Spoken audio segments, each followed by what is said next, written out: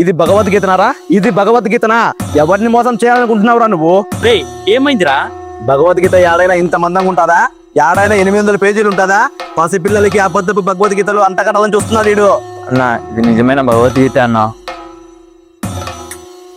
రే నిజమైన భగవద్గీత యాడైనా ఇంత పరిమాణంలోనే ఉంటది. యాడైనా 700కు పైగా పేజీలతోనే ఉంటది. ఇదే అసలైన భగవద్గీత. నువ్వు కూడా నాటకాడుతున్నావా? మా జగనన్న హయాంలో 5 భాషల్లో ముద్రించిన 50 కోట్ల భగవద్గీత బుక్కులు పక్కపల్చగా ఉంటాయి. కేవలం 26 పేజీలే ఉంటాయి. జగన్ గారి పాలనలో తిరుమల తిరుపతి దేవస్థానం సొమ్ముతో ఒక చిన్న భగవద్గీత పేరుతో దాదాపు 50 లక్షల పుస్తకాల్ని ముద్రించారు. ఒక్కో పుస్తకంలో 26 పేజీలు ఉంటాయి. ఆ క్వాలిటీ సైజు చూస్తే ఒక్కో పుస్తకం ముద్రణకి అయ్యే ఖర్చు 10 రూపాయలు మించదు. అంటే 5 కోట్లు. పోనీ 20 రూపాయలు వేసుకున్న 10 కోట్లు. కానీ దేవుడి దగ్గర వీళ్ళు రాసినటువంటి బిల్లు 50 కోట్ల రూపాయలు. పోనీ ఆ పుస్తకాలు పంచారా అంటే తీసుకెళ్లి గోడౌన్లో ఇప్పటికీ అలాగే ఉన్నాయి. ఈ భగవద్గీతని 26 పేజీల్లో కుదించడానికి మీరెవర్రా?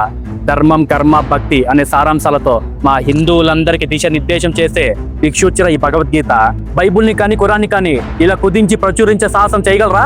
అంటే అది తిరుమల పరకామణిలో చోరీ చేశారు. మా శ్రీవారి లడ్డుని కెమికల్స్ తో కల్తీ చేశారు. ఇప్పుడు ఏకంగా మా భగవద్గీతని కుదించి క్యాష్ చేసుకున్నారు. హైందవ ధర్మాన్ని మీ అధికారంలో అన్ని రకాలుగా అవమానించారు. ఇవన్నీ తెలియక చేసిన పొరపాట్లు కాదు, తెలిసి చేసిన పాపాలు. పొరపాట్లకి పరిహారం ఉంటుందేమో కానీ మీ పాపాలకి ప్రాయశ్చిత్తం కూడా ఉండదు. ధర్మం జోలికి వచ్చారు, కర్మ వదిలిపెట్టదు.